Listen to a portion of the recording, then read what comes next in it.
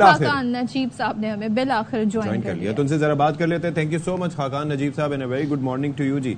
ये पहले तो ये बताइए कि ये जो इन्वेस्टमेंट के हवाले से बात हो रही है, बल्कि हम आ जाते हैं पहले आपसे जरा, ये जो जमात इस्लामी का प्रोटेस्ट चल रहा है ना, उसमें जो मुतालबात है दे आर वेरी इंटरेस्टिंग। एक तो ये है कि 500 यूनिट्स वालों को उन्होंने कहा है कि रिलीफ दिया जाए, और फिर दूसरा ये है कि तनख्वाहदार तबके के लिए भी हाफिज नईमुर रहमान साहब आवाज़ उठा रहे हैं।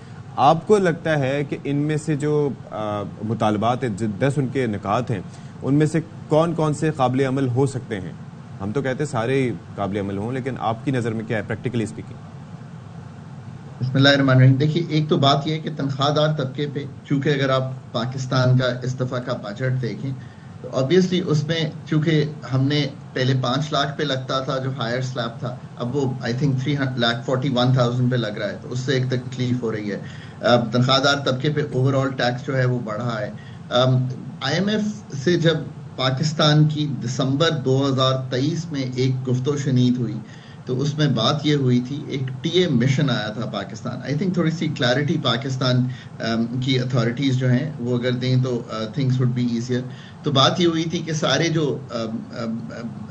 हमारे तबकात हैं, मैन्युफैक्चरिंग है, हमारी जो ये तनख्वाहदार तबका है, इसके टैक्स को बराबर करें। उस टीए मिशन के बाद आई थिंक यही तय हुआ या यही बात हुई कि तनख्वाहदार तबके पे जो टैक्स है वो बढ़ाया जाए।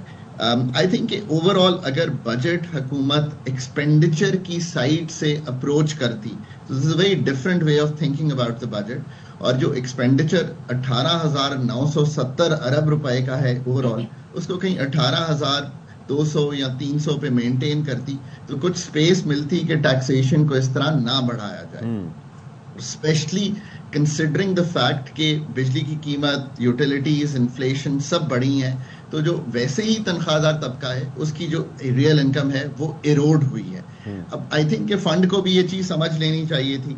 अब जो इस वक्त रूम है वो यही है कि किसी तरह एक्सपेंडिचर्स को फिर दोबारा कर्टेल किया जाए। ये मैं बार बार कहता हूं कि PSDP भी इतना बढ़ाना, पाकिस्तान का करंट एक्सपेंडिचर भी इतना बढ़ाना, ये सब कुछ अगर इस तरफ से अप्रोच किया जाता, जिसपे हुकूमत का लॉजिक जो है वो यूं है कि हमने एक कमेटी बनाई है, हम लीनर गवर्नमेंट की तरफ जाएंगे, हम पेंशन का कंप्लीट रिफॉर्म जो है उसकी तरफ जाएंगे, हम सब्सिडीज के रिफॉर्म की तरफ जाएंगे।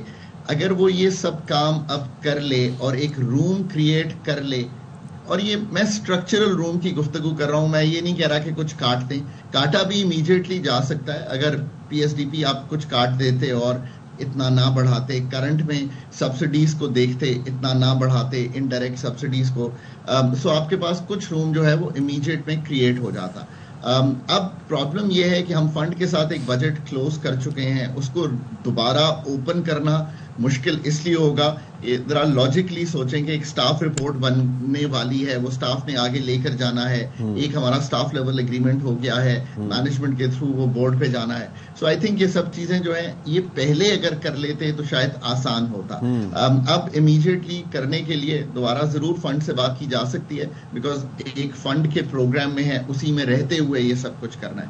पर हुकूमत खुद डेवोल्यूशन की तरफ बढ़े, हुकूमत जो स्टेट हमारी एंटिटीज हैं उनको जो हम पैसे डायरेक्टली भी देते हैं, यानी कि इक्विटी इन्वेस्टमेंट, डेट लेके देते हैं, उनको कम करने की तरफ बढ़े। हमारी जो फेडरल गवर्नमेंट की इतनी सारी एंटिटीज हैं उनको कम करने की तरफ बढ़े। पाकिस्तान के डेट को रीप्रोफाइल करने की जरूरत है, ये भी बड़ा जरूरी काम है। ये मैं एक्सपेंडिचर की गुफ्तगू इसलिए कर रहा हूँ कि कहीं रूम निकालेंगे तो आप टैक्सेस को कम कर पाएंगे ना, अपने खर्चों को कम करेंगे तो डेट हम ये रिलीफ दे पाएंगे। आप जैसे माहिर ये टर्म्स, दूसरी बात ऑफ कोर्स ये टर्म्स आप जैसे माहिर यूज कर सकते हैं, उनको ज़ाहिर इन चीजों की अंडरस्टैंडिंग भी, लेकिन एक आम अवाम जिसके लिए आज जमात इस्लामी खड़े होकर धरना एहतजाज कर रही है, कल मिफ्ता इस्माइल साहब की जमात भी खड़े होकर एहतजाज कर रही थी, वो ये कहते हैं जी हमारे बिलों में 50% कमी कर दें, खासतौर पर जो 500 यूनिट तक वाले हैं। इसके लिए कोई हल है? किसी तरीके से कोई विंडो ऐसी है कि आवाम के जो बिजली के अब जो बिल आएंगे उनमें उन्हें किसी तरह रिलीफ मिल जाए? कोई प्लान ऐसा हो सकता है? तो सदफ, आपने बड़ी ही इंपॉर्टेंट बात सामने रख दी है। बात यह है कि अगर आपने IMF के साथ ये चीजें सारी करवानी है जो मैं आपको कह रहा हूं, तो मैं हमेशा ही कहता हूं पाकिस्तान को कि you have to have a very very professional setup on our end, जो ये टेक्निकल प्रोफेशनल डीप जो आपके पास मेजर्स हैं जो आप ले सकते हैं अपने खर्चों को संभालने का, या टैक्सेस पे उनको ऐसे गुफ्तगू करने का, टैक्सेस को वहां पे लेने का, जो डायरेक्ट टैक्सेशन जिसको हम कहते हैं, ताकि आप फंड को कन्विंस कर सकें। ये तो एक बात है। अब आप दूसरी तरफ आ जाए, जो आपने बहुत इंपॉर्टेंट बात की। देखिए, इन द इमीडिएट बिजली से निकलने का मैं आपके सामने कुछ रखता हूं चीजें। पहली बात यह है कि एक 18% जीएसटी है इस वक्त, उसके ऊपर आई थिंक हम एक इनकम विथ होल्डिंग टैक्स लेते हैं, आई थिंक जो एडवांस टैक्स जो हम जिसको कहते हैं वो 7%, 7.5% है।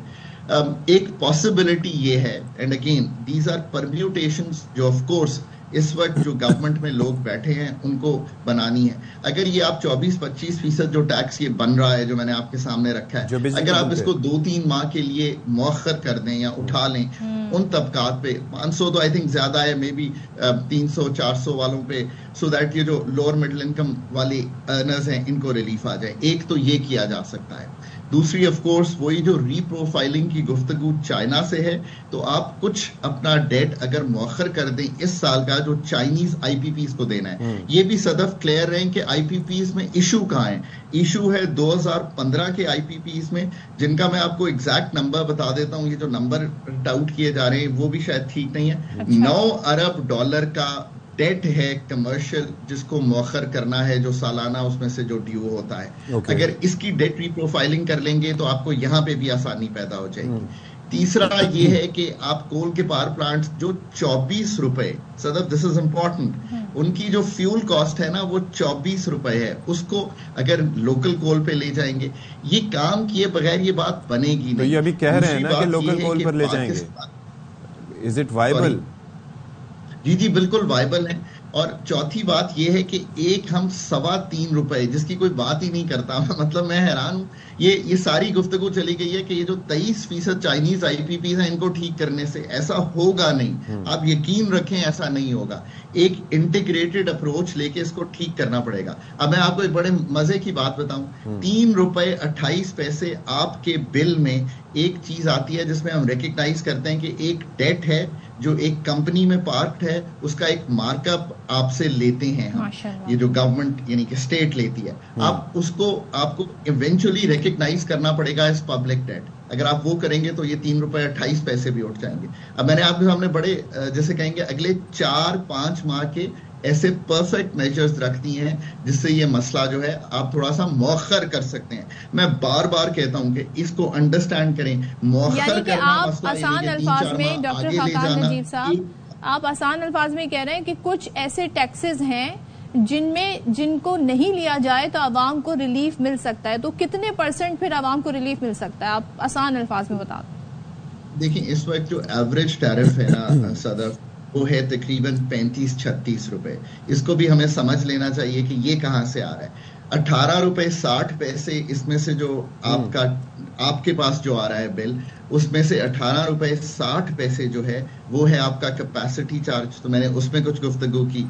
10 रुपए आपके आ रहे हैं, 9-10 रुपए मेरा ख्याल है फ्यूल चार्ज से, उस पर आपने कुछ करना है। फिर जो बाकी रह गया वो आपकी ट्रांसमिशन और डिस्ट्रीब्यूशन है। फिर आप कुछ क्रॉस सब्सिडाइज करती हैं। इसका मतलब यह है कि अगर आप 2000 यूनिट इस्तेमाल कर रही हैं तो आप 200 वाले को क्रॉस सब्सिडाइज कर रही हैं, सो इसके लिए आपका बिल ज्यादा आ रहा है। एक तो बात यह है कि ये जो अभी मेजर्स रखे हैं ये मैंने मौखर करने के रखे हैं, पर let's be very clear on this Sadaf, on one thing. Pakistan का जो बिजली का सेक्टर है वो एक तंजीम नौ मांग रहा है। ये जो अभी चीजें मैंने आपके सामने रखी हैं कि एक एनर्जी मिनिस्ट्री हो जो सारे मामलात को देखे। अच्छा, मैं एक चीज पे आपकी तवज्जो चाह रहा था।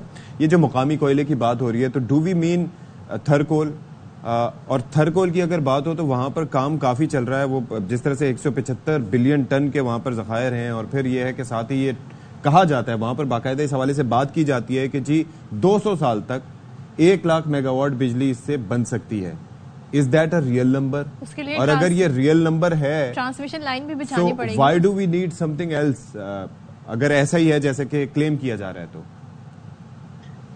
4 कोल पावर प्लांट्स हैं हमारे पास। मेरी फिर गुजारिश करता हूं, इनकी जो फ्यूल कॉस्ट है वो 24 रुपए है इंपोर्टेड कोल पे। इनमें से एक जो है वो ये जो बिन कासिम है, इसको तो आई थिंक के इलेक्ट्रिक और इनके साथ मिलकर लोकल कन्वर्जन करें। बाकी 3 सीपैक के हैं, वो चाइनीज के साथ मिलकर लोकल कन्वर्जन करें। इसमें कोई दो आरा नहीं हो सकती। कैन आई से समथिंग? ये जो चीजें मैंने आज आपके सामने रखी है ना, ये मैं पिछले 2 साल से कह रहा हूँ एंड कंसिस्टेंटली कह रहा हूँ। प्रॉब्लम ये आ रहा है, एनर्जी इन पाकिस्तान, ये टेक्निकल इश्यूज तो जैसे सदर कह रही थी ना, आप इतने टेक्निकल इश्यूज बता रहे हैं, हाँ। ये तो सॉल्व करने हैं, पर पहले ये बिलीव करें कि एनर्जी पाकिस्तान का एक गवर्नेंस का इशू है यार। हम इसको ऑपरेशनली हल करने की कोशिश कर रहे हैं, ये ऐसे हल होना नहीं है। पाकिस्तान की जब तक एनर्जी की रेगुलेशन, पॉलिसी और ऑपरेशन, ये 3 जो हैं, व्हाट आई वाज ठीक नहीं आस्किंग करेंगे। Is it possible the way they claim के थरकोल से ये सारा कुछ हो सकता है? जो क्लेम मैंने किया ये ऑफिशियल क्लेम है उनका कि 1 लाख मेगावाट बिजली बन सकती है 200 साल तक। That's a huge number. अगर ऐसा पॉसिबल है तो पाकिस्तान के पास क्या इस कोयले से इतनी बिजली बनाने की कैपेसिटी है अगर कोशिश की जाए? बिजली तो ऑलरेडी हमारे पास बहुत है। नहीं, सस्ती बिजली मुकामी कोयला। मैंने कल एक आर्टिकल लिखा है, द न्यूज अखबार ने उसको एज अ की आर्टिकल कैरी किया है। उसमें मैंने पाकिस्तान का जो हमारा ये सेक्टर है माइंस एंड मिनरल्स, इसकी जो माइनिंग इकोनॉमी है, इसको कैसे डेवलप करना है ये लिखा है। और मैंने ये जो बड़े बड़े नंबर है ना, मतलब honestly I don't say these things कि ये 100 साल तक ऐसा हो जाए। जो जियोलॉजिकल सर्वेस हमारे पास मौजूद हैं और जिनको यूज कर सकते हैं, दे से कि Thar coal can be used to convert करके हम ये कोल यूज कर सकते हैं। We have to be very realistic. हमारे पास आज भी उस तरह के रिजर्व्स कोल के मौजूद हैं। ये तो एक बात होगी। अगर हम मुसद्दका जियोलॉजिकल सर्विस पेश करेंगे तो ऐसा जरूर है, जैसे कि हम अभी अपनी रेकोडेक में ये कह सकते हैं कंफर्टेबली कि 40 साल तक हम उसमें से जो अमाउंट हमने इस वक्त कमिट की हुई है उन होल्स में से वो निकलेगा। सो ये बात दुरुस्त है, पर ये एक जोज है। मैं बार बार कहता हूं कि इंटीग्रेटेड प्लानिंग, डिस्कोस को बेचना, टैरिफ को ठीक करना, सब्सिडी रिजीम को टारगेट करना, पाकिस्तान की जो हम पावर प्लांट्स खुद चला रहे हैं उनकी एफिशिएंसीज देखना। 52% बिजली आज भी पाकिस्तान में हुकूमत यानी कि स्टेट बनाती है।